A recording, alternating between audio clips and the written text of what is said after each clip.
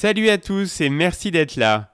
Si je vous dis tu vas pas mourir de rire, il faut que tu respires, vous repartez avec moi en 2003.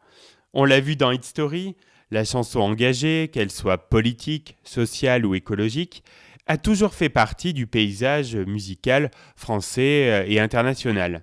Et peut rencontrer un succès considérable, comme ce fut le cas pour le morceau Respire de Mickey 3D. Ce tube écrit, composé et interprété par le groupe délivre un message écologiste et a été le succès qui lui a permis de se faire connaître du grand public. Les Mickey 3D font aujourd'hui partie des valeurs sûres de la scène française.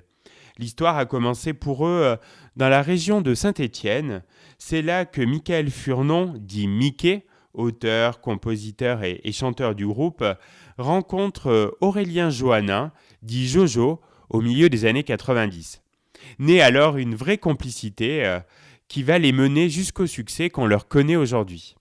Au début motivés par le simple plaisir de jouer ensemble, nos deux acolytes considèrent le groupe juste comme un moment de détente, une sorte de bouffée d'oxygène qui va les porter finalement plus loin que prévu. Ainsi, de fil en aiguille, ils enchaînent de plus en plus de concerts dans des bars ou dans des petites salles.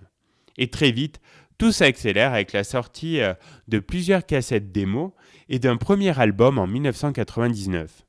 Le groupe décroche des premières parties de taille, Louise Attaque, Trio, et des participations à des festivals prestigieux comme le Printemps de Bourges ou les Vieilles Charrues. C'est donc flanqué d'une nouvelle aura que Mickey 3D démarre l'année 2003 avec un nouvel opus intitulé « Tu vas pas mourir de rire ». Ce disque au titre quelque peu pessimiste, qui donne bien le ton général, évoque les inégalités, les guerres, la mort. Moyen pour Mickey 3D de montrer son esprit revendicatif de citoyen d'un monde délabré et désenchanté. Dans la chanson Respire, le chanteur adulte raconte à un enfant comment l'histoire de l'humanité a abouti à la catastrophe écologique actuelle. Le texte s'adresse donc à un gamin pour l'alerter sur l'état du monde que les adultes vont lui laisser. La première partie de la chanson raconte l'histoire de l'homme qui a chamboulé tout l'équilibre de la nature. La deuxième partie imagine le futur de l'homme s'il continue dans cette voie, évoquant la disparition des ressources naturelles, des animaux et les modifications génétiques liées à la pollution. Et comment le gamin pourra se justifier devant ses petits-enfants pour expliquer qu'il n'a rien fait pour empêcher ça.